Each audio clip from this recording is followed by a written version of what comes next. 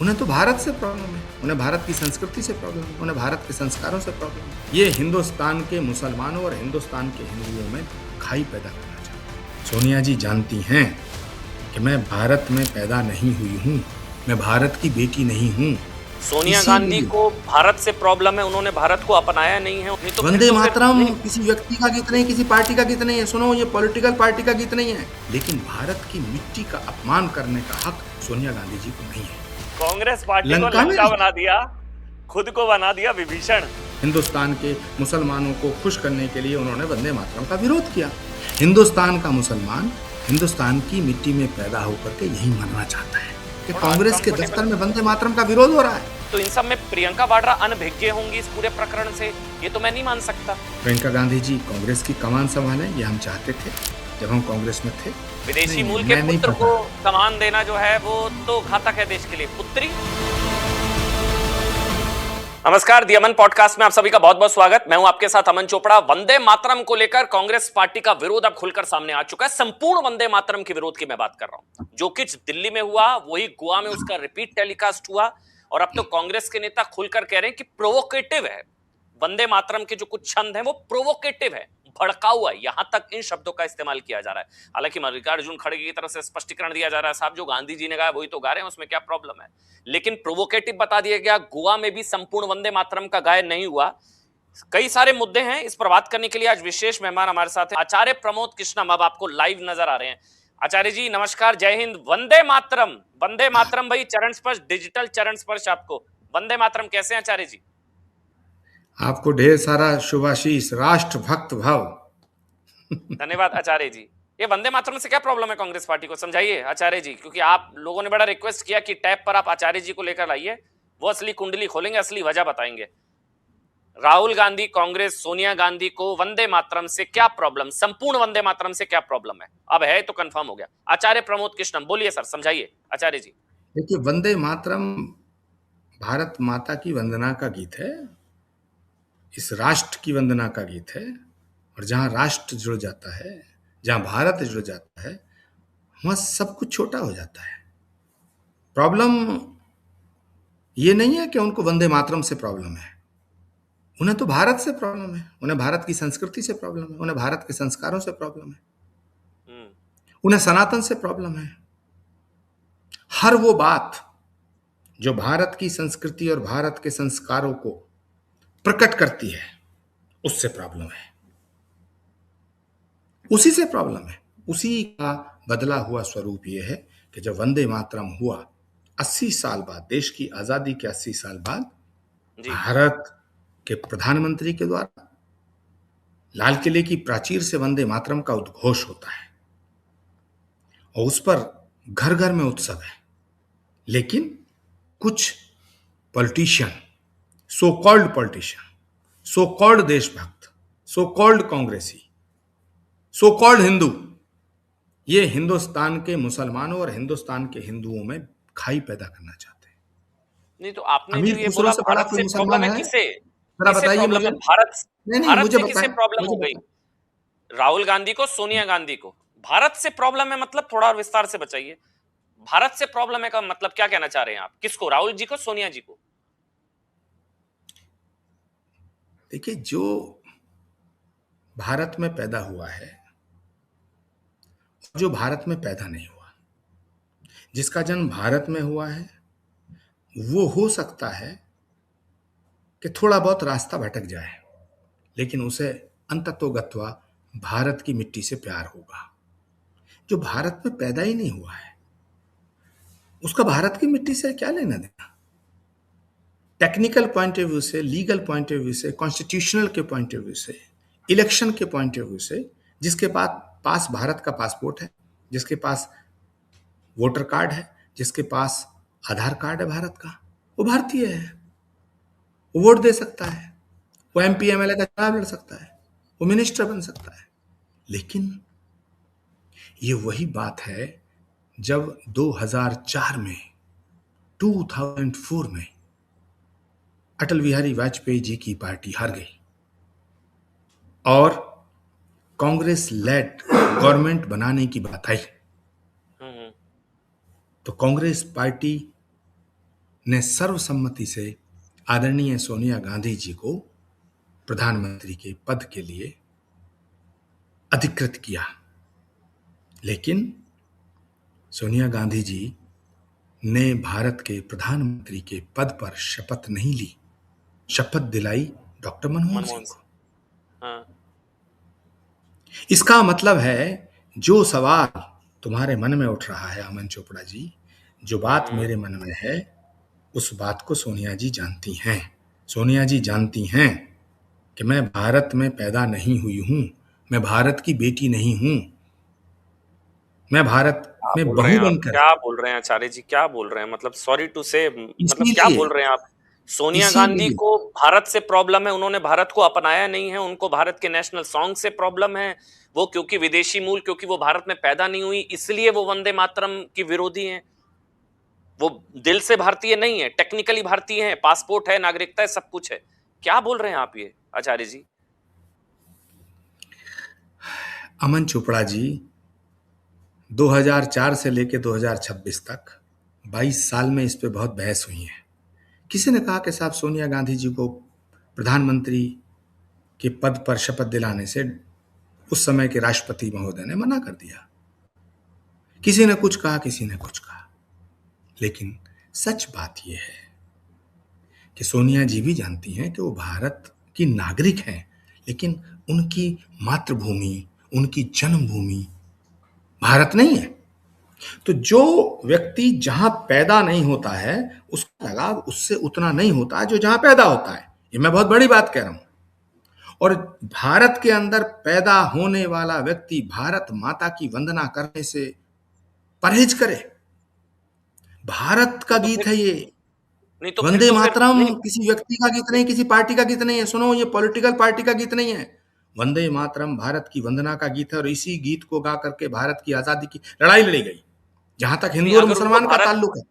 आचार्य जी, फिर बुरा लगेगा आपको, लेकिन मैं आपसे मुंह पर आपसे सवाल पूछ रहा हूं, आपको एक्सपोज करता हूं मैं। अगर आप कह रहे हैं कि उनको नेशनल सॉन्ग से इसलिए प्रॉब्लम है क्योंकि क्योंकि वो भारत से प्रॉब्लम है ना, क्योंकि वो भारतीय अपने आप को टेक्निकली हैं, लेकिन वो नहीं मानती भारतीय हैं, भारत से प्रॉब्लम। फिर नेशनल सॉन्ग से प्रॉब्लम, तो नेशनल एंथम से भी प्रॉब्लम होती, वो तो नहीं है। राष्ट्रगान से भी होती, जनगण मन से भी होती, वो तो नहीं है। यहां आपका पूरा पॉइंट धराशायी हो जाता है आचार्य जी। बिल्कुल धराशायी नहीं होता, कतई नहीं धराशायी होता। नहीं होता, नहीं होता। वंदे मातरम के अंदर जितने स्टेंजा हैं, जितनी पंक्तियां हैं, वो भारत की संस्कृति संस्कारों को और भारत के साथ साथ सनातन को प्रकट करती हैं। ये बड़ा सवाल है। भारत के अंदर, भारत में रहते हुए, भारत की मिट्टी ने, भारत के लोगों ने जो सम्मान, जो स्नेह, जो आशीर्वाद आदरणीय सोनिया जी को अपनी बहू के रूप में दिया, वंदे मातरम का विरोध करके उन्होंने अपने ख्यालात का इजहार कर दिया। वो सम्मान भारत की मिट्टी के लिए उनके मन में भी होना चाहिए था। और उम्र के इस पड़ाव पर आकर के भारत ने उन्हें क्या नहीं दिया? सब कुछ दिया। भारत की जनता के मन में आज भी उनका सम्मान है, लेकिन भारत की मिट्टी का अपमान करने का हक सोनिया गांधी जी को नहीं है। नहीं तो क्या वो उन्होंने मतलब दिल से वंदे भारतीय नहीं है? मातरम का अपमान किया। सवाल कानून टेक्निकली का नहीं है। भारतीय हैं, उन्होंने टेक्निकली भारतीय भारत की हैं। जनता की भावनाओं का अपमान किया, और वो सिर्फ इसलिए किया कि वो भारत में पैदा नहीं हुई है, ये वो जानती हैं। वो टेक्निकली उनकी भारतीय प्राथमिकता में भारत की मिट्टी हैं, नहीं है। आप कह रहे हैं वो दिल से भारतीय नहीं है। सोनिया गांधी दिल से भारतीय नहीं है, आप ये कह रहे हैं, टेक्निकली हैं। जो मैं कह रहा हूं वो आप समझ रहे हैं। और जब ये इंटरव्यू लोग देखेंगे तो उनके कमेंट्स पढ़ना, जो मैं कह रहा हूं वो सब समझ जाएंगे। मेरा कहने का मतलब है, चाणक्य ने चंद्रगुप्त से एक बार ये बात कही थी कि चंद्रगुप्त, तुम सम्राट हो, तुम चाहो तो कितने भी विवाह कर सकते हो, तुम चाहो तो कुछ भी कर सकते हो, लेकिन विदेशी मूल की स्त्री से पैदा हुआ कोई भी बच्चा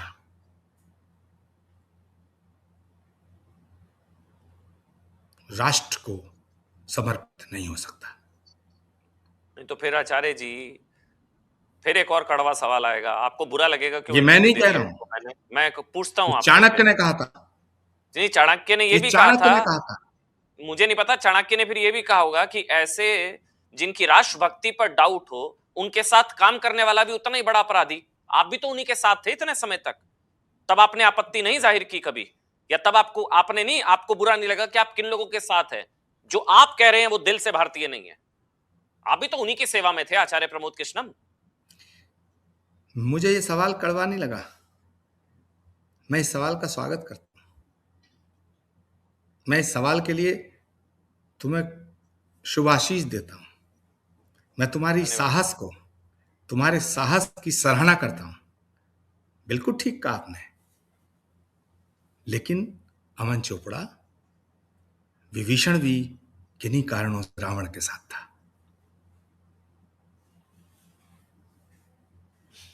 लंका में ही रहता था, लंका में रहता था।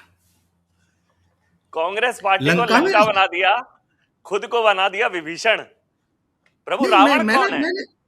मैंने ये बिल्कुल नहीं कहा कि मैं विभीषण हूं। मैंने ये नहीं कहा कि राहुल गांधी जी रावण है। ये आपके शब्द हैं।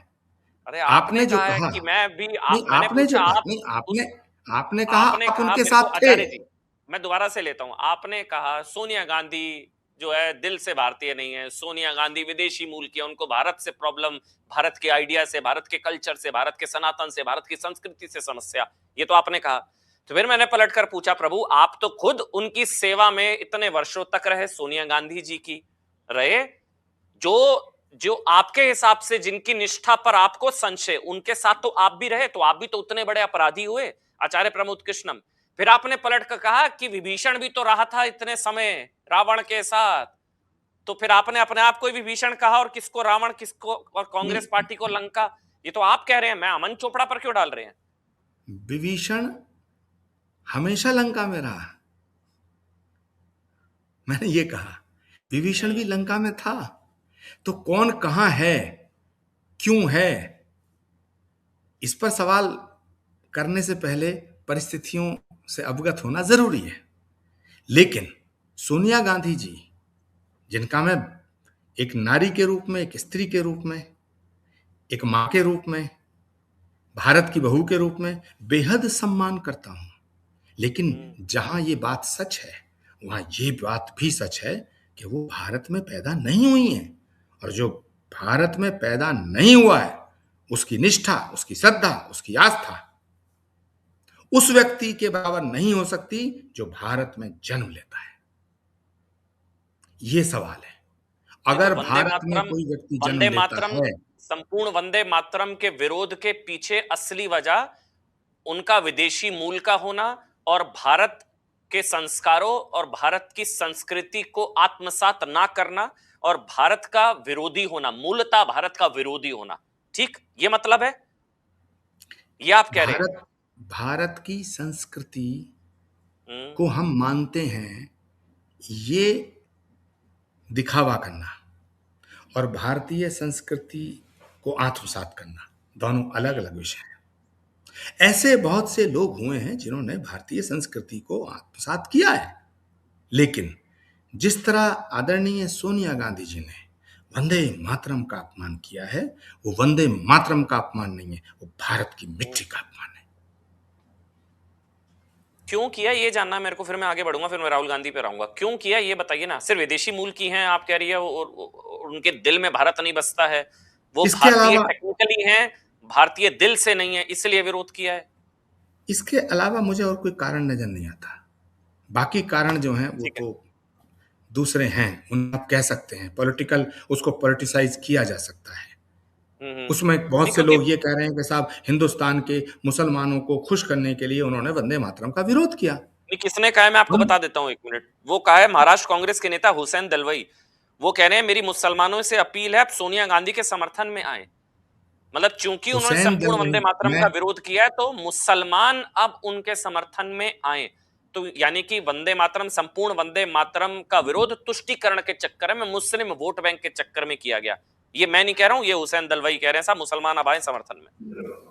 देखिए, हुसैन दलवाई साहब बहुत अच्छे आदमी हैं, लेकिन उन्होंने ये भी कहा था कि राहुल गांधी से बड़ा बेवकूफ़ कोई आदमी पैदा नहीं हुआ। उनका ये वीडियो भी आपके पास होगा।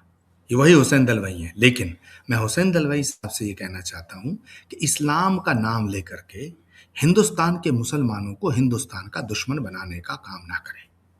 हिंदुस्तान का मुसलमान हिंदुस्तान की मिट्टी में पैदा होकर के यहीं मरना चाहता है। उसको उसके ऊपर अपनी बात ना थोपें। मैं हुसैन दलवाई को भी कहना चाहता हूं, असदुद्दीन ओवैसी साहब को भी कहना चाहता हूं, हर उस नेता को कहना चाहता हूं जो कहता है कि साहब मेरी गर्दन काट दो लेकिन मैं साहब वंदे मातरम नहीं गाऊंगा। इसका मतलब है तुम मादरे वतन की तौहीन कर रहे हो। और माफ करना, इस्लाम मादरे वतन की तौहीन की इजाजत नहीं देता। ये जितने मुसलमान नेता घूम रहे हैं, मैं इनको चैलेंज देता हूं, क्या ये मौलाना आजाद से ज्यादा बड़े मुसलमान हैं? क्या ये अमीर खुसरो से बड़े मुसलमान हैं? क्या रसखान से बड़े मुसलमान हैं? सोचना चाहिए। अशफाकुल्ला से बड़े मुसलमान हैं? वीर अब्दुल हमीद से बड़े मुसलमान हैं? ये सब वंदे मातरम गाते थे। इन्होंने वंदे मातरम गाया। और अभी भी वर्तमान अभी हिंदुस्तान की क्रिकेट के अंदर एक खिलाड़ी है मोहम्मद शमी, जिसने हिंदुस्तान को रिप्रेजेंट किया। आप पूछिए उनसे, उन्होंने इंटरव्यू दिया है, उन्होंने बाइट दी है ये कि वंदे मातरम हमारे लिए फक्र का विषय है, मातृभूमि की वंदना हमारे लिए फक्र का विषय है। आचार्य जी, हम लोग जो समझ पा रहे हैं, जो आप जैसे वरिष्ठ लोगों को सुन रहे हैं, समझ रहे हैं, वो तो एक ही कारण समझ में आ रहा है। कुछ लोग लिख रहे हैं साहब कांग्रेस पार्टी का मंच था, कोई मस्जिद थोड़ी ना थी जहां पर वंदे मातरम का संपूर्ण गायन नहीं हो सकता। मंच और मस्जिद में फर्क रखना होगा। कुछ लोग इसलिए कह रहे हैं कि ये सिर्फ और सिर्फ मुस्लिम वोट बैंक के चक्कर में एक मैसेज देने के लिए, अभी बड़ी तगड़ी लड़ाई चल रही है, यूपी का चुनाव, उत्तराखंड का चुनाव, मुस्लिम वोट बैंक कहां जाएगा, 20% ओवैसी ले जाएंगे, ये ले जाएंगे, वो ले जाएंगे। इसलिए कांग्रेस लीड लेना चाह रही थी, इसलिए खुलकर विरोध हुआ है संपूर्ण वंदे मातरम का। गोवा में भी हो गया। अब तो खड़गे जी भी कह रहे हैं, मैं तो, इमरान मसूद कह रहे हैं मैं तो इतना ही गाऊंगा, सारे कह रहे हैं मैं तो अब ये सिर्फ मुस्लिम वोट बैंक के लिए हो रहा है। हमने ये समझा था, क्या हमने गलत समझा था? ये पर्सनल रीजंस हैं देन रिलीजियस रीजंस। देखिए, इमरान मसूद साहब जो हैं, सहारनपुर से सांसद हैं, उनको, उनके परिवार से मेरे बड़े अच्छे रिश्ते रहे। जब मौत हो जाती है घर में तो उनके यहाँ 13वीं मनाई जाती है। तब इस्लाम खतरे में नहीं आता।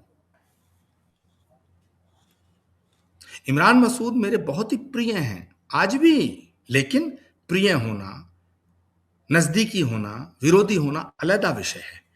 सवाल अब इस देश का है। इमरान मसूद साहब जब, चूंकि इस्लाम में तो 13वीं मनाने का कोई मतलब नहीं है, इस्लाम में ब्रह्म भोज का कोई मतलब नहीं है, इस्लाम में तो पगड़ी बांधने का कोई मतलब नहीं है। जब उनके घर में, उनसे पूछिए कि उनकी ये रवायत है, उनकी परंपरा है, तब इस्लाम खतरे में नहीं आया। वंदे मातरम गाने से इस्लाम खतरे में आ गया? अरे भाई साफ कहो, तुम्हें प्रॉब्लम है। हिंदुस्तान के मुसलमानों को क्यों बदनाम करना चाहते हो? कौन सा हिंदुस्तान का मुसलमान है जो ये कह रहा है कि साहब वंदे मातरम से मेरा इस्लाम खतरे में आ जाएगा? वतन से मोहब्बत ईमान की अलामत कही गई है साहब। और हिंदुस्तान का हिंदू छोड़िए, दुनिया का हिंदू तो मुंह से बोलता है साहब वंदे मातरम, वंदे मातरम। सही बात है। सुजलाम सुफलाम मलय शीतलाम सस्य श्यामलाम मातरम वंदे मातरम, हम तो मुंह से बोलते हैं। नहीं तो फिर मुसलमान बहन भाई 5 वक्त करते हैं साहब। ये माथा जमीन पे टिकता है, मातृभूमि पे टिकता है। इस पर बहस होनी चाहिए। अमन चोपड़ा, खुल के बहस होनी चाहिए इस पे। क्या दोबारा से बताइए? चोट पर बहस होनी। तमाम जितने भी, तमाम भारत के तमाम उलेमा कराम से, मुफ्ती से मुफ्ती मुकर्रम, तमाम हाफिज, कारी, मौलवी, मौलाना, सबसे मैं कहना चाहता हूं, हो बहस इस पे। ये झूठ बोल रहे हैं सब। कहीं नहीं लिखा कि वंदे मातरम गाने से इस्लाम खतरे में आ सकता। एक जगह लिखा है, किसी हदीस में दिखाएं। नहीं, उसमें कहते हैं कि दुर्गा स्तुति है, संपूर्ण वंदे मातरम में नीचे के जो छंद हैं उसमें मूर्ति पूजा नहीं है, तो उसमें मां दुर्गा को लेकर, तो इसलिए इमरान मसूद भी कह रहे हैं कि मैं गाऊंगा नहीं, मैं सम्मान में खड़ा हो जाऊंगा क्योंकि कानून बन गया है, लेकिन मैं गा नहीं सकता मुंह से। ये सब कह रहे हैं। मैं एक बार सुनाऊं अगर आपकी इजाजत हो, मैंने इसलिए बयान लाके रखा था। एक मिनट रुकेंगे, एक मिनट सुनिए, एक मिनट मैं सुनिए। इस पे नहीं जाना चाहता हूँ। अरे भाई तुम्हें अब वंदे मातरम का प्रेम हो रहा, करो ना, करो, हमें क्या फर्क पड़ रहा है। हमें जितना करना है हमें उतना ही करना है, हम करेंगे। मैं तो कहीं तक भी नहीं गाता था और कहीं तक भी नहीं गाऊंगा। आ गई समझ में आपको? बस खड़ा हो जाऊंगा, नहीं गाऊंगा, बिल्कुल भी नहीं। मेरा संवैधानिक अधिकार है, मैं अपने धर्म का पालन करूंगा। वंदे मातरम की पूरी हिस्ट्री पढ़ लीजिए पहले, उसके बाद फिर मुझसे बात करिएगा। ये कहां से आया था और किस तरह लिखा गया था और क्यों लिखा गया था, पूरा पढ़ लीजिए, उसके बाद फिर मैं बता दूंगा। ये लोगों में जो गलत नैरेटिव बनाया जा रहा है ये ठीक नहीं है। आप मजबूर नहीं कर सकते। मैं तो नहीं गाऊंगा, ये मेरा, मैं खड़ा हूंगा, सम्मान में खड़ा हूंगा, गाऊंगा नहीं। आप अगर ये एंटी इस्लामिक नहीं होता इनके हिसाब से, तो फिर ये क्यों कहते मैं तो नहीं गाऊंगा आचार्य जी? पहली बात, इमरान मसूद साहब दीनी रहनुमा नहीं है, सियासी आदमी है, हाँ। बड़े मेहनती हैं, लोकसभा में पहुंच गए हैं। उन्हें याद रखना चाहिए कि उनके इस बार के इस मर्तबा जब वो लोकसभा में पहुंचे हैं तो 40% से ज्यादा हिंदुओं का वोट उन्हें मिला। उन हिंदुओं ने ये नहीं सोचा होगा कि ये वंदे मातरम का विरोध करेंगे।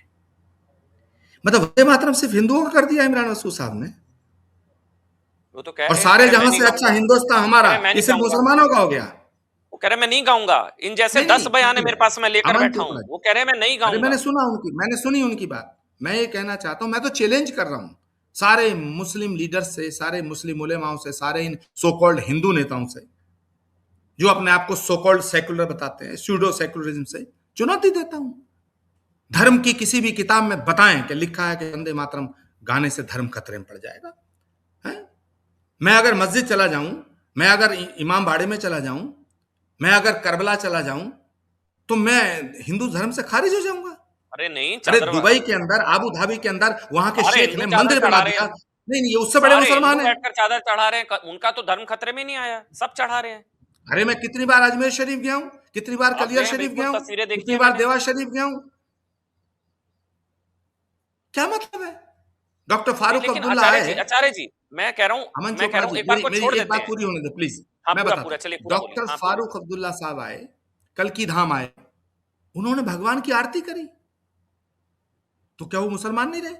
सलमान खुर्शीद विदेश मंत्री रहे, कानून मंत्री रहे, वो आए, उन्होंने भगवान राम की आरती की, भगवान राम की आरती गाई, तो क्या वो मुसलमान नहीं रहे?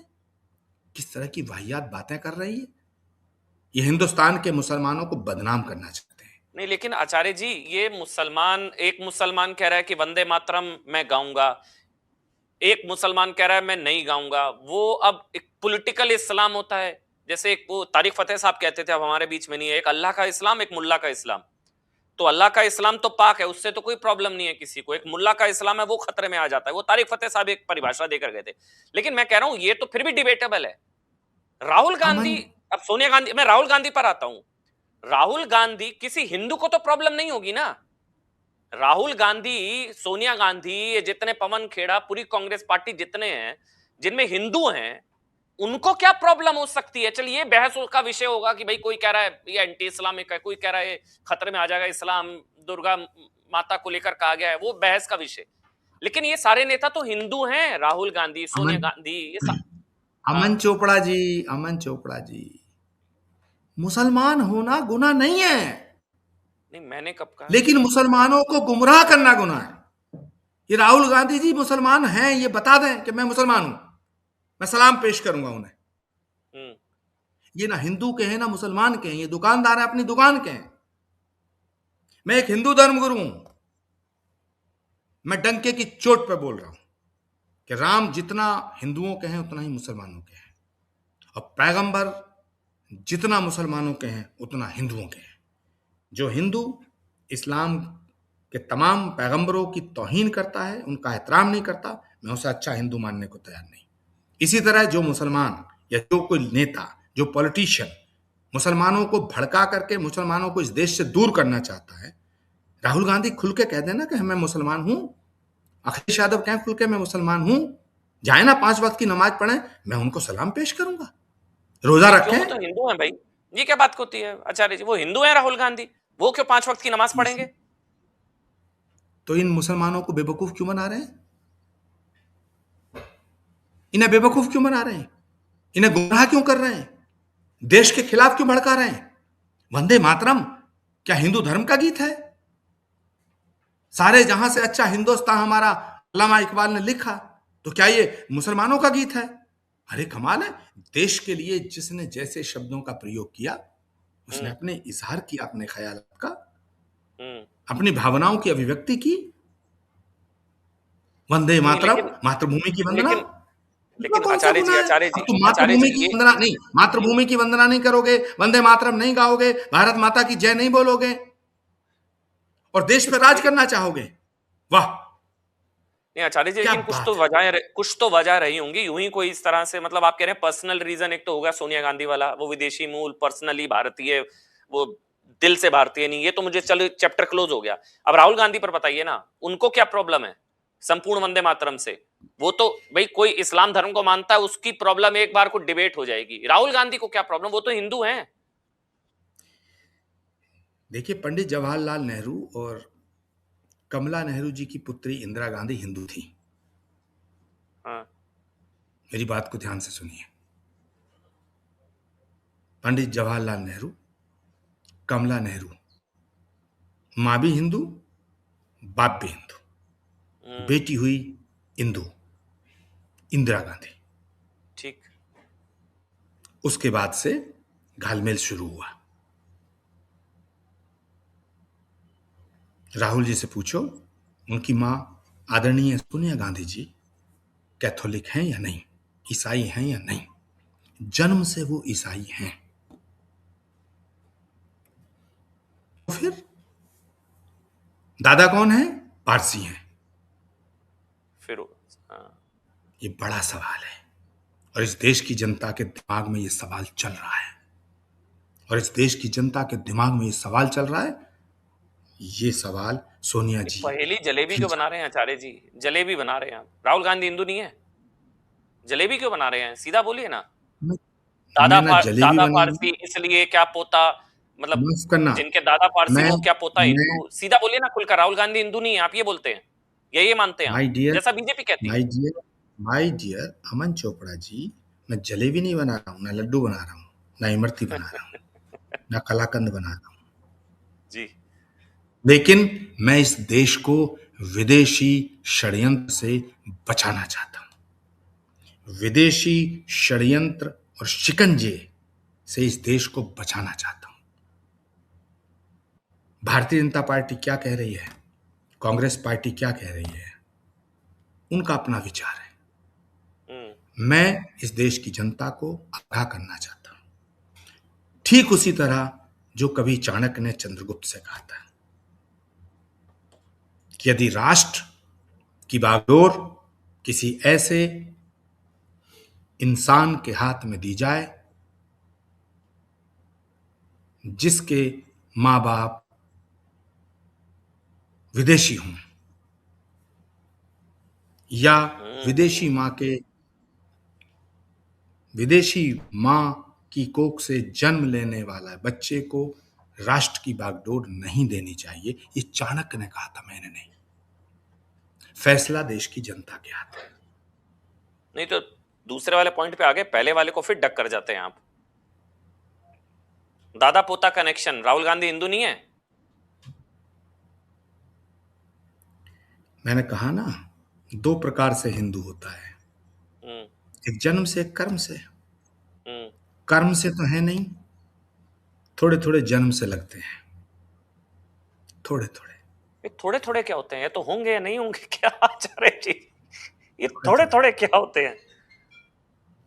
थोड़े ये तो होंगे या नहीं होंगे, ब्लैक और व्हाइट होगा इसमें। थोड़े थोड़े क्या होते हैं? कर्म से फिर भी थोड़े थोड़े हो सकते हैं कि थोड़े हैं थोड़े नहीं है, थोड़े हैं थोड़े नहीं है। जन्म से तो कोई कंफ्यूजन ही नहीं है। आप तो कभी कंफ्यूज नहीं होते हैं। जन्म से भी होता है थोड़ा थोड़ा, थोड़े हिंदू, थोड़े ईसाई, थोड़े पारसी। दूध में जब पानी मिलता है, हाँ, तो बहुत देर तक जब पानी मिलाया जाओ तब दूध का असर खत्म होता है, फिर भी थोड़ा थोड़ा रहता है, सफेद रंग रहता है। ये लंबी दास्तान है। आज आप जो है ना घुमाने के मूड में, आज आप सीधा नहीं बोल रहे हैं। आप भी अपनी विंडो ओपन रख रहे हैं, माफ करिएगा आचार्य जी। आप ये खिड़की ना खुली रखना चाह रहे हैं, आप थोड़ी हवा आती रहे, थोड़ी है। आप ये खिड़की खुली रख रहे हैं, इसलिए आप घुमा रहे हैं, सीधा नहीं बोल रहे हैं। ये आपका ख्याल है अमन चोपड़ा अच्छा, जी। ठीक है, ठीक है। ना मैंने खिड़की कभी बंद की, ना मैं खिड़की खोलना चाहता हूं, ना मैंने खिड़की खोली। खिड़की अपने आप खुली, खिड़की अपने आप बंद हुई। हम्म। आज नहीं मतलब, देश जिस मोड़ पे हाँ, है, जिस मोड़ पे हाँ, देश आज है, वहां इस देश हाँ। के लोगों को खुले विचारों से बहस करनी चाहिए। मुझे आप बताओ ना, इसमें मैंने क्या गलत कह दिया? मैं कहाँ पैदा हुआ हूँ, किस परिवार में पैदा हुआ हूँ, ये कोई छुपी हुई बात है क्या? और छुपना क्यों चाहिए? तो आदरणीय सोनिया जी भारत की बेटी नहीं है, भारत की बेटी नहीं है। भारत ने उन्हें बेटी की तरह अपने बहू के रूप में स्वीकार किया, हम्म, उनका पूरा सम्मान हुआ। लेकिन जो हम्म। सत्य है वो सत्य परिवर्तित नहीं होता अमन चोपड़ा जी। इसी तरह ठीक राहुल गांधी जी फिरोज गांधी जी के पौत्र हैं, लेकिन इंदिरा गांधी जी के भी पौत्र हैं। तो वहां से शुरू होती है मिलावट। कड़वी बात है। इसलिए मैं ये कहूं, क्योंकि वो इंदिरा जी के पोते भी हैं, उनके इंदिरा जी का लहू है हम्म। उनके जन्म में। तो अगर मैं कहूं कि नहीं पूरी तौर से वो हिंदू नहीं है तो ये ठीक नहीं है। लेकिन हाँ, हिंदुत्व कम होता जा रहा है और ठीक है, उसका मतलब परिणाम मिलावट, ये है, आपका शब्द जो उसका है मिलावट है परिणाम ये आज। उसका आपने जो परिणाम शब्द, ये है कि वो हम्म, हिंदू शब्द से भी चिढ़ने लगे हैं। जयपुर में पूरी दुनिया के सामने उन्होंने घोषणा की कि मैं हिंदुत्व को मिटाना चाहता हूं। मैंने नहीं की, आपने भी सुना हम्म। होगा वो वीडियो। हाँ, हाँ, फिर कई पूरी बार बोला। कांग्रेस लग गई ये कहने में कि हिंदू अलग है, हिंदुत्व अलग है। अमन चोपड़ा हम्म, बताइए, नारी से नारित्व अलग कैसे हो सकता है? पुरुष से पुरुषत्व अलग कैसे हो सकता है? मानव से मानवता अलग कैसे हो सकती है? इंसान से इंसानियत अलग कैसे हो सकती है? अगर मैं ये कहूं कि मैं इंसानियत को मिटाना चाहता हूं और इंसान को जिंदा रखना चाहता हूं, क्या ये संभव है? नहीं, लेकिन वंदे मातरम का हिंदू राहुल हिंदुत्व से क्या गांधी लेना देना है? वंदे मातरम का राहुल गांधी हिंदू हिंदुत्व से क्या लेना देना है? वो तो भारत माँ की वंदना, मादरे वतन, क्या कोई मातृभूमि को नमन, नहीं, वंदे क्या मातरम, कोई मातृभूमि की अमन वंदना। इसका अमन हिंदू चोपड़ा हिंदुत्व जी से क्या ले, उनको प्रॉब्लम हो सकती है अमन हिंदुत्व से। चोपड़ा जी अमन चोपड़ा जी, क्या कोई हिंदू ये कह सकता है मैं हिंदुत्व को मिटाना चाहता हूँ? क्या कोई भारतीय ये कह सकता है मैं भारत को मिटाना चाहता हूँ? क्या कोई हिंदुस्तानी ये कह सकता है मैं हिंदुस्तान को मिटाना चाहता हूँ? और अगर वो कह रहा है तो माफ करना, वो इस देश का मित्र नहीं, देश का दुश्मन है। वो राष्ट्रद्रोह कर रहा है, और राष्ट्रद्रोह करने वाला चाहे मेरा कितना भी नजदीकी सही, आपका नहीं कितना तो भी फिर नजदीकी तो सही, वो मुझे ये राष्ट्र का नहीं हो बताइए सकता, वो किसी आचार्य धर्म का नहीं जी, हो सकता। फिर तो ये तो अभी सत्ता में नहीं, सत्ता में आएंगे तो फिर क्या होगा वंदे मातरम का?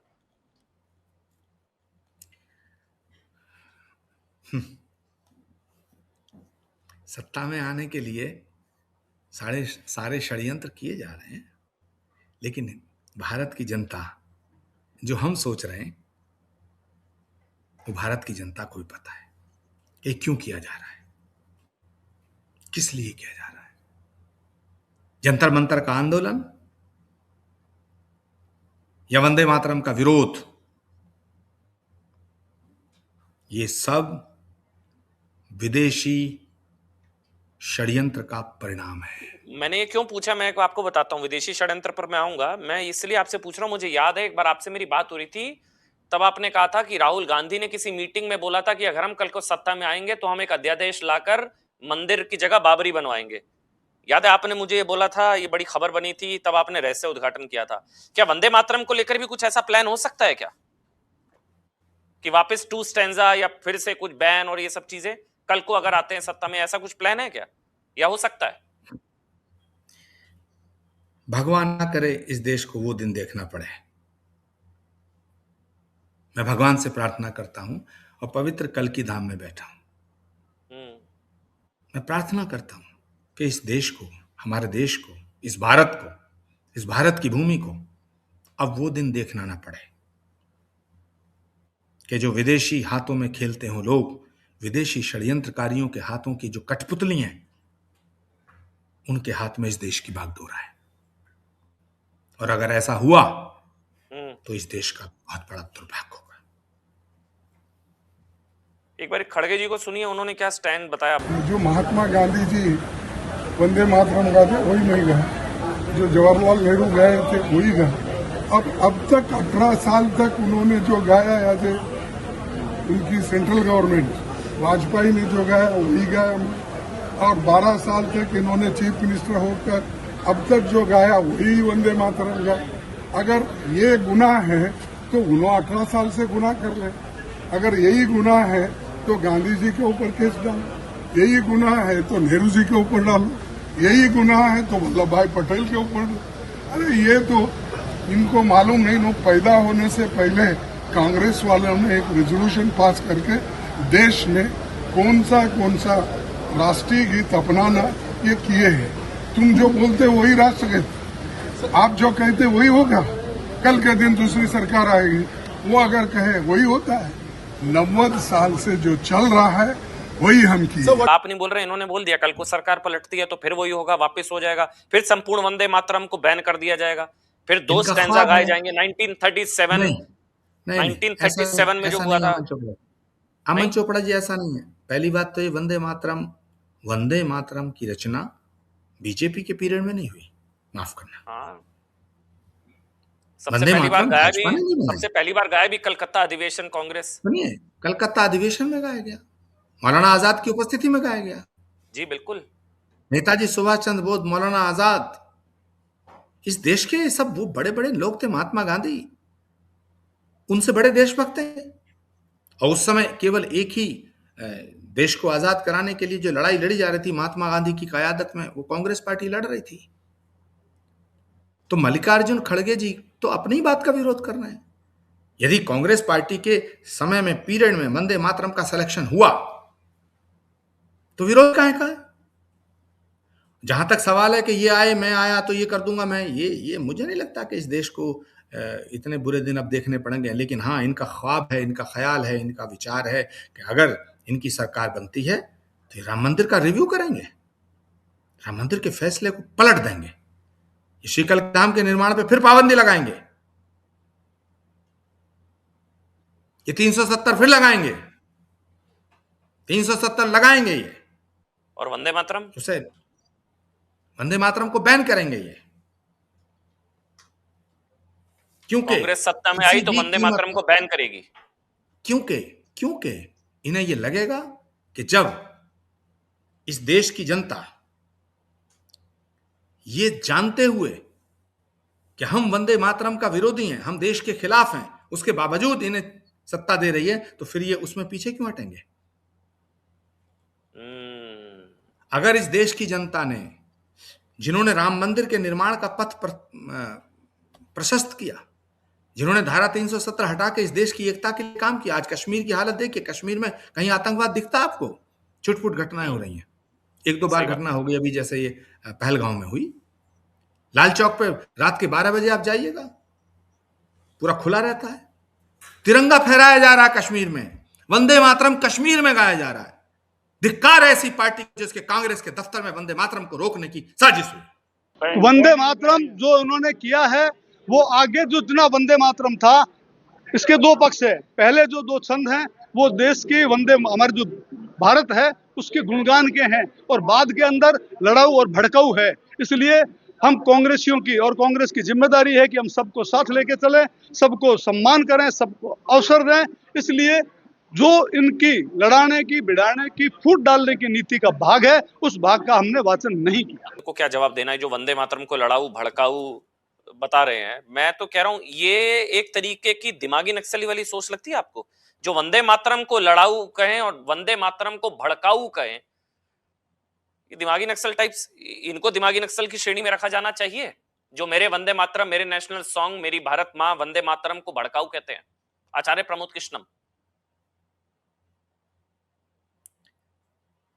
देखिए, वंदे मातरम में जिन्हें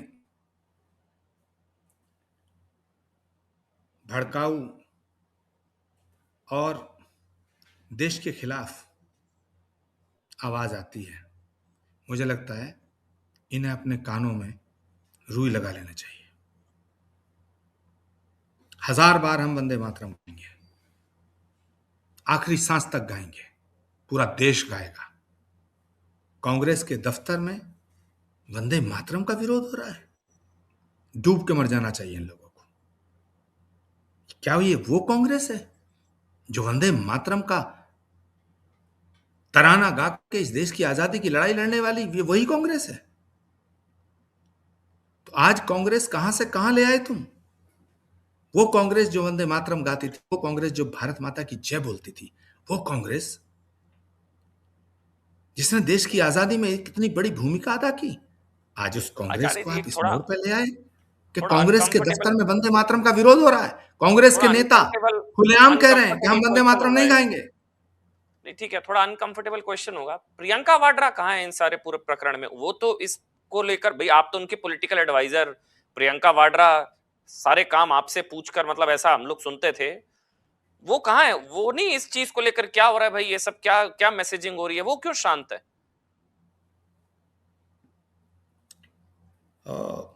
मुझे नहीं लगता कि इस सवाल का जवाब देना कोई जरूरी है। ये व्यक्तिगत सवाल है और मैं प्रियंका गांधी जी का बड़ा सम्मान भी करता हूं, हमेशा करता रहूंगा। मैंने उनके साथ काम किया है। जहां तक मैं उनको समझता हूं, वो उनका कोई स्टेटमेंट वंदे मातरम के खिलाफ मैंने नहीं सुना। नहीं, लेकिन है तो वो कांग्रेस पार्टी में ही। राहुल गांधी, कांग्रेस सोनिया गांधी, कांग्रेस बिल्कुल ठीक कह रहे हैं आप। मल्लिकार्जुन खड़गे, पवन खेड़ा, ये सारे जो जो अभी चल रहा है, वो मंकी, 56 इंच का बंदर नरेंद्र, मेलोनी को लेकर राग, वो मेलोनी समझकर पकड़ा क्या, वो सब, वो जो अभद्रता चल रही है वो तो हद थी, वो सब। अभी वंदे मातरम, तो कुछ तो प्लान चल रहा है सर पार्टी के अंदर। तो इन सब में प्रियंका वाड्रा अनभिज्ञ होंगी इस पूरे प्रकरण से, ये तो मैं नहीं मान सकता। अमन चोपड़ा जी, कांग्रेस में बहुत से ऐसे नेता थे जो देश के खिलाफ हो रही बातों के खिलाफ थे, लेकिन थे मजबूरी में। धीरे धीरे करके सब चले गए। कुछ बचे हैं, अब उनसे जाके पूछो आप कि वो किस हाल में है। लेकिन दुर्भाग्यपूर्ण बात यह है कि लीडर ऑफ द अपोजिशन, देश के प्रधानमंत्री जी और भारत के मित्र देश की प्रधानमंत्री की जो बेइज्जती करना चाहते हैं, जो मखौल बनाना चाहते हैं, ये हमारे देश के लोकतंत्र को शोभा नहीं देता। आदमी कितना भी बड़ा हो जाए, बच्चा कितना भी बड़ा हो जाए, कितना ताकतवर हो जाए, लेकिन अपने माँ बाप से बड़ा नहीं होता। बच्चे नहीं, तो बड़े लगता होकर है के कि माँ बाप को गाली ये देना शुरू करते हैं और नहीं, तो उनका ये समर्थन Priyanka Vadra leader of the को लीड अपोजिशन लेनी करें। चाहिए।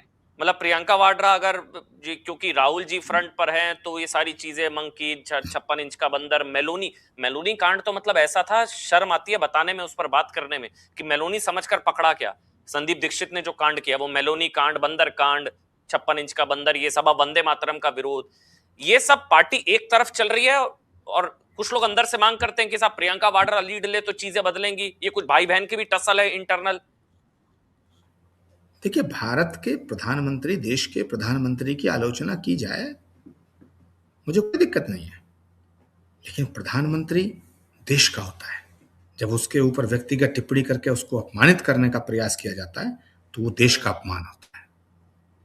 जहां तक प्रियंका गांधी जी का सवाल है, प्रियंका गांधी जी कांग्रेस की कमान संभालें, ये हम चाहते थे। जब हम कांग्रेस में थे, हमने ये आवाज उठाई थी कि राहुल गांधी जी एक के बाद एक, एक के बाद एक, एक के बाद एक, एक के बाद एक चुनाव हारते जा रहे हैं। कश्मीर से कन्याकुमारी तक, अटक से कटक तक पूरे देश में कांग्रेस ही कांग्रेस थी। आज कांग्रेस सिमट के छोटी सी जगह पे आ गई है। इसलिए अब नेतृत्व बदला जाए। कांग्रेस लगातार क्यों हार रही है, इसकी जिम्मेदारी ना नरेंद्र मोदी जी को दी जा सकती है, इसका जिम्मेदार ना मोदी जी को ठहराया जा सकता, ना अमित शाह जी को ठहराया जा सकता, ना किसी और को ठहराया जा सकता। इसकी जिम्मेदारी उनकी है जो कांग्रेस का नेतृत्व कर रहे हैं। तो कांग्रेस के नेतृत्व में परिवर्तन होना चाहिए, ये हमने कहा था। तो प्रियंका गांधी जी को कमान दी जाए, ये हमने कहा था। और परिवर्तन संसार का नियम है, आप सबको बदलेंगे, खुद नहीं बदले जाएंगे। लेकिन कांग्रेस पार्टी ने नहीं सुनी हमारी। नहीं, लेकिन ये हो सकता है उस नहीं, वक्त आचार्य प्रियंका जी, गांधी जी लेकिन को ये कमान दे गई होती तो कांग्रेस की ये दुर्दशा नहीं होती। लेकिन नहीं तो अब मैं कांग्रेस पार्टी में नहीं हूं, तो इसलिए कांग्रेस पार्टी के अंदरूनी मामले में कांग्रेस अपना फैसला नहीं, करे। लेकिन आप जितने एग्रेसिव राहुल गांधी जी को लेकर हैं, जितने एग्रेसिव सोनिया गांधी को लेकर हैं कि वो विदेशी मूल की और विदेशी, अभी तो आप एक सेकंड पहले मेरे से चर्चा में कह रहे थे कि वो चाणक्य ने क्या कहा था कि कोई विदेशी मूल की है और उनके पुत्र को देश की कमान देना घातक होगा, तो पुत्री को कमान देने में घातक नहीं होगा? अमन चोपड़ा जी, फंस गए आप, फंस गए, जवाब दीजिए, आप फंस गए। यही यही यही जो है प्रोमो में डालूंगा मैं। विदेशी नहीं नहीं, मूल के मैं नहीं पुत्र को फंसा। कमान देना जो है वो तो घातक है देश के लिए, पुत्री। देखिए, मुझे मुझे कहने में कतई संकोच नहीं है जी। कि भारतीय संस्कृति, भारतीय संस्कार, भारतीय सभ्यता की झलक दिखाई देती है प्रियंका गांधी जी में। मैं आज भी ये बात कहता हूं। मैं मानता हूं राहुल गांधी जी के कृत्य में, उनकी भाव भंगिमाओं में, उनके आचरण में भारतीय नहीं झलकती। राहुल गांधी जी के किसी एक्ट से, उनके किसी आचरण से भारतीय संस्कृति की झलक नहीं मिलती। प्रियंका गांधी के आचरण में भारतीय संस्कृति और संस्कारों की झलक मिलती है। इसलिए जब तुलना की जाती है तब ये सब बातें बहुत महत्वपूर्ण हो जाती हैं।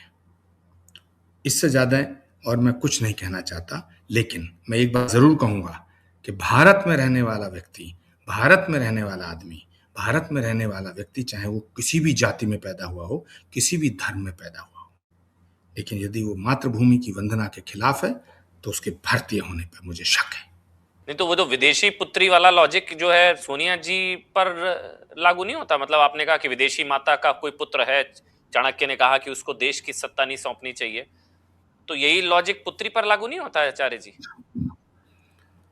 देखिए अमन चोपड़ा जी, चाणक्य ने कहा है कि विदेशी माँ के गर्भ से पैदा हुए पुत्र के हाथ में राष्ट्र की बागडोर नहीं देनी चाहिए। लेकिन चाणक्य ने पुत्री के विषय में कुछ नहीं कहा। ये फर्क कैसे है? मतलब ये फर्क ये कैसे तो है? जो गुण, ये तो जो अवगुण पुत्र में है वही पुत्री में होंगे, या पुत्री के अंदर कुछ अतिरिक्त गुण हो जाएंगे विदेशी माता के होने के बावजूद? या ये मैं आपका इसमें झुकाव है सोनिया प्रियंका जी की तरफ, अमन कि जी, आप प्रियंका जी को अमन लेकर जी, कुछ नहीं बोलते? अमन जी, अमन जी, अगर चाणक्य विदेशी माँ के गर्भ से पैदा हुई पुत्री के विषय में कुछ कहते तो मैं जरूर शेयर करता, लेकिन मैंने कहीं पढ़ा नहीं। उन्होंने पुत्री के विषय में कुछ नहीं कहा, बस इतना ही मैं कहना चाहता हूँ। नहीं, जैसे लेकिन चाणक्य ने पुत्री के विषय में कुछ नहीं कहा, वैसे ही प्रियंका वाड्रा जी ने वंदे मातरम के विषय में कुछ नहीं कहा, वैसे ही प्रियंका वाड्रा जी ने मेलोनी कांड के विषय में कुछ नहीं कहा, वैसे ही प्रियंका वाड्रा जी ने मंकी के विषय में कुछ नहीं कहा। इन तीनों विषयों पर उन्होंने भी कुछ नहीं कहा, तो ये आपको हैरान नहीं करता कि कम से कम उनको अपना स्टैंड स्पष्ट करना चाहिए, वरना कहा जाएगा कि उनकी भी सहभागिता है? आचार्य जी, देखिए, मैं प्रियंका जी के विषय में सिर्फ इतना कहना चाहता हूँ कि उनके साथ कांग्रेस पार्टी में बहुत सौतेला व्यवहार हुआ है और उस सौतेले व्यवहार के लिए कहीं ना कहीं आदरणीय सोनिया गांधी जी भी जिम्मेदार हैं। सोनिया गांधी प्रियंका वाड्रा के साथ सौतेला व्यवहार करती हैं, या उनके साथ व्यवहार हुआ है, सौतेला व्यवहार हुआ है, आप ये कह रहे हैं? मैंने और ये ये राहुल कहा है, गांधी पुत्र मोह, मैंने ये कहा है, मैं ये कह रहा हूं और मैं ये कहता रहूंगा कि प्रियंका जी के साथ कांग्रेस पार्टी में सौतेला व्यवहार हुआ है, उनकी प्रतिभा का सम्मान नहीं हुआ है और उनके साथ अन्याय हुआ है। तो ये राहुल गांधी को खुद ही नहीं आपको लगता कि कमान छोड़ देनी चाहिए कि भाई मेरे से नहीं हो रहा, बहन आप ही ट्राई कर लें? बहन के लिए भाई को मार्ग प्रशस्त करना चाहिए राजनीति में। वो तो शायद हार की सेंचुरी लग चुकी है वहां तो, और राहुल गांधी इस वक्त बीजेपी के सबसे बड़े एसेट हैं। जब तक राहुल गांधी है बीजेपी को कोई छू भी नहीं सकता है। 29 में भी मोदी को कंफर्म करा दिया मेलोनी कांड के बाद, तो उनको खुद ही अपनी बहन के लिए मार्ग प्रशस्त करना चाहिए या नहीं? ये सवाल आपको राहुल जी से करना होगा। इस सवाल का जवाब आचार्य प्रमोद कृष्णम नहीं दे सकते हैं, इस सवाल का जवाब राहुल गांधी दे सकते हैं। ठीक है आचार्य जी, बस जाते जाते एक अंतिम कोई सुझाव सलाह आप देना चाहें राहुल गांधी जी को, सोनिया गांधी जी को, कांग्रेस को, वंदे मातरम, संपूर्ण वंदे मातरम गायन के विरोध को लेकर, मंकी कांड से लेकर मेलोनी कांड तक, कोई सलाह आचार्य प्रमोद कृष्णम की? कांग्रेस पार्टी के तमाम नेताओं को मैं सलाह तो नहीं देना चाहता, क्योंकि वो खुद ही बहुत ही बड़े महापुरुष हैं सब लोग। बस मैं उनसे ही आग्रह करना चाहता हूं कि नरेंद्र मोदी जी की आलोचना करो, प्रधानमंत्री की आलोचना करो, भाजपा का विरोध करो, भारत का विरोध मत करो। वंदे मातरम का विरोध भारत का विरोध है। इसलिए आदरणीय राहुल गांधी जी, भाजपा का विरोध करो, भारत का विरोध मत करो। वो कहते हैं हम बीजेपी का विरोध करते हैं, हमको दिमागी नक्सल कह देते हैं। दिमागी नक्सल, मुझे लगता है कि दिमागी नक्सल, जिस्मानी नक्सल, वो तो उनकी आत्मा ही नक्सलवादियों के समर्थन में नजर आती है। एक शब्द और होना चाहिए, आत्मीय नक्सल, आत्मिक नक्सल। आप नहीं है दिमागी नक्सल? चिदम्बरम जी कह रहे हैं मैं भी दिमागी नक्सल, आई एम ए प्राउड दिमागी नक्सल। और भी बड़े सारे कांग्रेस के नेताओं में होड़ लगी हुई है, सारे लेकर बैठ गए मैं दिमागी नक्सल, मैं दिमागी नक्सल, मैं भी नक्सली, मैं भी नक्सली। आप तो पूर्व कांग्रेसी हैं, दिल से आज भी कांग्रेसी हैं। इनकी सबकी कुंडली खंगालनी चाहिए। ये कहीं ना कहीं से विदेशी षड्यंत्र और विदेशी ताकतों के हाथ की कठपुतलियां हैं। इस देश को बर्बाद करना चाहते हैं जो लोग, ये उनके एजेंट हैं। ये इस देश में अनार्की लाना चाहते हैं। ये इस देश को नेपाल और बांग्लादेश बनाना चाहते हैं। इसलिए मैं आपके इस प्लेटफॉर्म के माध्यम से भारत के गृह मंत्री जी से आग्रह करना चाहूंगा कि ये ख्याल इनके दिमाग में आते कहां से हैं, इसकी जांच होनी चाहिए। ये गंभीर बात कर रहा हूं। भारत में अराजकता फैलाना चाहता है जो आदमी, अनार्की लाना चाहता है, टुकड़े करना चाहता है, कश्मीर की आजादी की बात करता है। कभी हम अर्बन नक्सल हैं, कभी हम नक्सल हैं, कभी हम दिमागी नक्सल हैं। इस पे फक्र महसूस करना चाहते हैं। ये देश के नेता हैं, तो अगर ये देश के नेता हैं तो देश के दुश्मन कैसे होंगे? इनका एक भी लक्षण है देश के नेता बनने वाला? इस देश को तोड़ना चाहते हो, कश्मीर को भारत से अलग करना चाहते हो, देश में अराजकता लाना चाहते हो, और आप कहोगे कि हम देशभक्त हैं। ये दो बातें एक साथ नहीं हो सकती हैं। अगर इस देश में संभव है आचार्य जी, रहना है, कह रहा है मैं नक्सली और हम जांच की बात कर रहे हैं, कहना है, वो कह रहा है नक्सली, और नक्सली खुलेआम घूम रहे, लेकिन मोदी तानाशाह है। साहब देखिए, टू मच ऑफ डेमोक्रेसी, लोकतंत्र की अति कैसे देश की क्षति है कि वो कह रहे हैं मैं नक्सली, मैं नक्सली, मैं दिमागी नक्सली, और वो खुलेआम घूम भी रहे, और हम लोग यहाँ बात कर रहे हैं जांच हो जाए, जांच हो जाए। अब इसकी जांच वो खुद वो कबूल कर रहे हैं मैं नक्सली। इससे बड़ा कन्फेशन और क्या होगा आचार्य जी? पी चिदम्बरम कह रहे हैं I am proud Naxali, proud दिमागी नक्सली, और हम बात कर रहे हैं जांच हो जाए। अरे वो कह रहे हैं मैं नक्सली हूं। अमन चोपड़ा जी जो चिल्ला चिल्ला के कह रहा है कि आई एम प्राउड ऑफ नक्सल, मुझे नक्सलवादी होने में फक्र है, एनआईए से लगा के तिहाड़ जेल भेज दो, 1 महीने में पता चल जाएगा। भेजना चाहिए इनको, क्योंकि राष्ट्र पर, राष्ट्र के मामले में, राष्ट्रगीत के मामले में, राष्ट्रगान के मामले में, राष्ट्र की सार्वभौमिकता, संप्रभुता, राष्ट्र के अस्तित्व और राष्ट्र की अस्मिता के विषय में किसी कीमत पर भी किसी से भी समझौता नहीं किया जा सकता है। राष्ट्र सर्वोपरि है और राष्ट्र सर्वोपरि होना चाहिए। अमन जी, ये राष्ट्र है तभी हम हैं, ये भारत है तभी हम हैं, ये भारत है तभी धर्म है। ये भारत ही नहीं रहेगा तो कहां रहेंगे? बस अब जाते जाते, क्योंकि अभी आपसे संवाद आखिरी पड़ाव पर है, अभी एक बयान आ गया। कर्नाटक कांग्रेस के प्रेसिडेंट हैं बीके हरिप्रसाद, वो कह रहे हैं हैंग मी और send me to jail, I will only sing 2 verses. B K Hariprasad कह रहे हैं मुझे लटका दो, मुझे जेल में डाल दो, मैं 2 छंद गाऊंगा। इमरान मसूद तो कह रहे हैं मैं गाऊंगा ही नहीं। खड़गे जी कह रहे हैं पूरा नहीं गाएंगे। ये सब तो पुराना हो गया था। अभी बीके हरिप्रसाद क्या दिए, चाहे जेल में डाल दो चाहे लटका दो, ये तो वैसी का बयान याद आ गया मुझे। वो कह रहे थे गले पर छुरी रख दो तब भी मैं वो वंदे मातरम वाला उनका जो बयान था। ये बीके हरि प्रसाद, नाम में हरि प्रसाद, ये भी कह रहे हैं लटका दो या कुछ कर दो, वंदे मातरम नहीं गाऊंगा।